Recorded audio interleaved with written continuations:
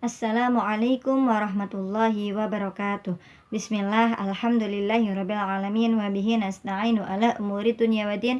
Wassalatu wassalamu ala sayyidil mursalin sayyidina wa maulana Muhammadin wa ala alihi washabihi ajmain, amma ba'd.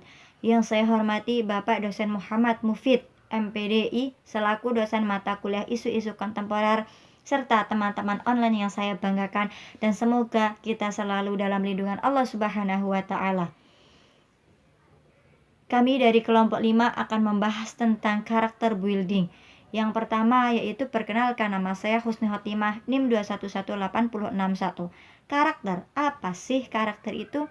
Karakter berasal dari bahasa Yunani yaitu karasein yang artinya menggambar.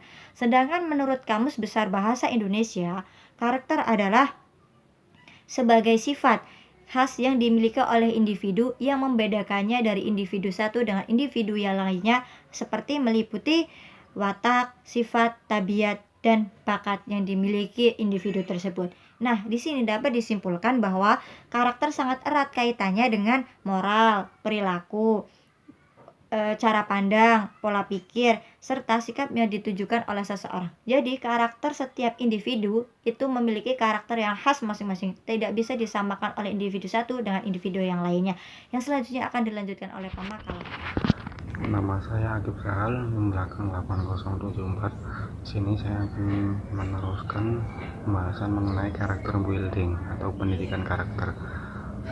Pendidikan karakter merupakan suatu usaha yang disengaja untuk membantu seseorang sehingga ia dapat memahami, memperhatikan, dan melakukan nilai-nilai etika yang inti, seperti bersikap jujur, adil, sopan santun, serta etika dalam berbicara, tanggung jawab, dan mempunyai nilai-nilai religius.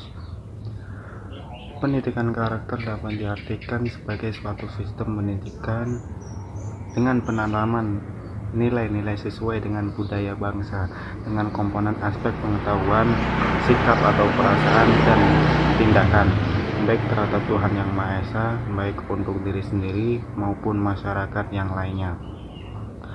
Adapun faktor-faktor yang mempengaruhi pembentukan karakter seseorang adalah sebagai berikut. Yang pertama ada corak nilai yang ditanamkan, yang kedua keteladanan terhadap sang idola, yang ketiga pembiasaan, yang keempat ganjaran dan hukuman, yang kelima adalah kebutuhan.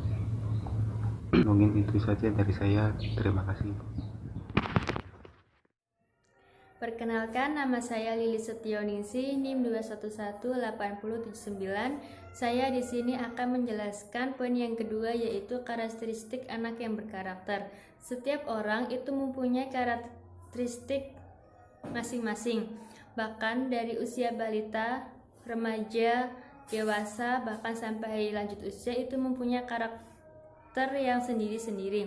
Biasanya karakter itu terbentuk dari lingkungan keluarga maupun lingkungan masyarakat. Apabila lingkungan keluarga itu mempunyai karakteristik yang baik, maka si anak tersebut akan terbentuk karakternya akan menjadi baik juga. Namun, apabila dari lingkungan keluarga itu mempunyai karakter yang sebaliknya atau buruk, maka si anak tersebut akan terbentuk karakternya akan buruk. Nah, saya di sini akan menjelaskan tentang beberapa karakter anak usia dini yang perlu kita ketahui. Yang pertama adalah memiliki keinginan tahuan yang besar. Setiap anak itu mempunyai keinginan tahuan yang besar, seperti anak itu sudah mulai kepo terhadap lingkungannya. Misalnya nih, si anak itu melihat benda yang di depannya, maka si anak itu akan muncul pertanyaan, nah benda itu apa sih? Itu biasanya akan tanya kepada orang tuanya atau orang yang lebih dewasa dari usianya. Yang kedua adalah memiliki pribadi yang unik. Setiap anak itu memiliki pribadi yang unik, bahkan keunikannya itu bisa disebut dengan yang langka bagi anak usia sepantaran. Yang ketiga adalah berpikir konkret. Yang dimaksud berpikir konkret ini adalah tidak seperti remaja dan orang dewasa lainnya yang berpikir secara abstrak. Bagi anak-anak, segala yang mereka lihat dan ketahui akan terlihat asli. Terus yang keempat adalah egosentris. Yang dimaksud di sini adalah anak-anak itu mempunyai ego yang sangat tinggi dari anak lain. Terus perkenalkan, nama saya Yulga Sakinah dengan NIM 211808086. Saya akan menjelaskan pada poin C mengenai karakter building dalam pendidikan Islam. Nah, di dalam karakter building dalam pendidikan Islam ini terbagi menjadi 3 kategori. Yang pertama yaitu mengenai akidah yang berupa tauhid dan iman merupakan unsur materinya. Nah, di sini dalam pengajaran tauhid ini tidak terjadi banyak kendala yang dialami karena pada pengajaran materi tauhid ini tidak ada perbedaan antara Tuhan dengan umat Islam. Lalu yang kedua yaitu mengenai ibadah. Di sini dalam materi ibadah ini menjelaskan tata pelaksanaan ibadah ritual. Jadi seorang guru itu memerlukan kebijaksanaan dalam memberikan materi ini yang sifatnya hilafiyah dalam hal-hal ibadah. Lalu yang ketiga yaitu mengenai akhlak. Nah, akhlak di sini menjelaskan tentang tata cara hubungan antara manusia dengan manusia dan hubungan antara Tuhan dengan alam. Di sini dalam materi akhlak ini menekankan pada aspek pengalaman dan perilaku dalam kehidupan sehari-hari. Di dalam materi akhlak ini terbagi menjadi 2, yaitu akhlak al-karimah, akhlak yang mulia. Yang kedua yaitu akhlak masmumah, akhlak tercela. Nah, di dalam akhlak al-karimah, akhlak mulia ini terbagi menjadi 3. Yang pertama yaitu akhlak kepada Allah, kita sadar atas pengakuan bahwa tiada Tuhan selain Allah. Lalu yang kedua yaitu akhlak kepada diri kita sendiri, kita menyadari bahwa kita itu harus menyayangi, menghargai, dan menjaga diri kita sendiri. Kita sadar bahwa diri kita sendiri itu adalah ciptaan Allah yang harus dipertanggungjawabkan dengan sebaik-baiknya. Yang ketiga yaitu akhlak kepada sesama manusia.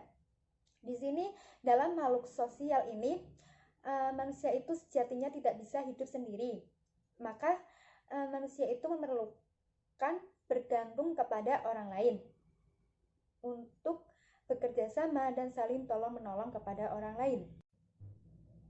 Berdasarkan karakter building dalam pendidikan Islam tersebut selalu disandarkan pada Nabi Muhammad SAW sebagai pribadi yang mempunyai akhlak yang agung. Akhlak yang agung di sini dalam diri Rasulullah SAW mencakup 4 sifat. Yang pertama yaitu sidik yang berarti jujur, yang kedua yaitu tablik yang berarti komunikatif, yang ketiga yaitu amanah dapat dipercaya, dan yang terakhir yaitu fatona cerdas. Nah, dari 4 sifat ini harus diamalkan dan diterapkan oleh seorang guru sebagai pewaris Nabi dalam membentuk karakter peserta didik. Itu penjelasan mengenai karakter building dalam pendidikan Islam. Saya Santi Mawarni, NIM 2118092. Di sini saya akan menjelaskan mengenai signifikansi pendidikan karakter dalam pendidikan agama Islam. Nah, pendidikan itu sendiri merupakan agen perubahan yang signifikan dalam pembentukan karakter anak, dan pendidikan agama Islam itu bagian yang sangat penting. Pendidikan karakter dalam mata pelajaran pendidikan agama Islam merupakan bentuk pembelajaran yang substantif. Bentuk pembelajaran yang substantif itu seperti apa? Yaitu pembelajaran yang materinya berkaitan langsung dengan nilai-nilai. Seperti contohnya mata pelajaran pendidikan agama dan pendidikan kewarganegaraan. Nah, di situ di dalamnya itu terdapat nilai-nilai karakter atau akhlak. Kemudian pendidikan karakter yang ditanamkan dalam pendidikan agama Islam yaitu terciptanya peserta didik yang berakhlakul karimah. Maka dari itu, pendidikan akhlak harus ditanamkan sejak dini. karena itu sangat penting. Nah, di situ kita dapat meraih beberapa hikmah yang kita dapat setelah kita menanamkan pendidikan akhlak sejak dini itu. Yang dapat kita raih itu hikmahnya apa aja? Yang pertama, pendidikan akhlak mewujudkan kemajuan rohani. Kemudian yang kedua, pendidikan akhlak menuntut kebaikan. Kemudian yang ketiga, ada pendidikan akhlak itu menuju kesempurnaan iman. Kemudian yang keempat, bahwa pendidikan akhlak itu memberikan keutamaan hidup di dunia dan kebahagiaan hidup di akhirat. Kemudian yang terakhir, itu pendidikan akhlak membawa kerukunan berumah tangga, pergaulan, kemasyarakatan, serta pergaulan umum. Nah, disitulah pentingnya pendidikan akhlak dalam pendidikan agama Islam itu yang diterapkan. Dan banyak sekali hikmah yang didapatkan dalam kita menanamkan pendidikan karakter atau pendidikan akhlak sejak dini. Mungkin seperti itu penjelasan dari kelompok kami, kelompok 5, akhlak sejak dini. Mungkin seperti itu penjelasan dari kelompok kami, kelompok 5. Apabila ada kata-kata yang salah atau ada kata-kata yang kurang, kami dari kelompok 5 mohon maaf. Sekian dari kami. Wassalamualaikum warahmatullahi wabarakatuh.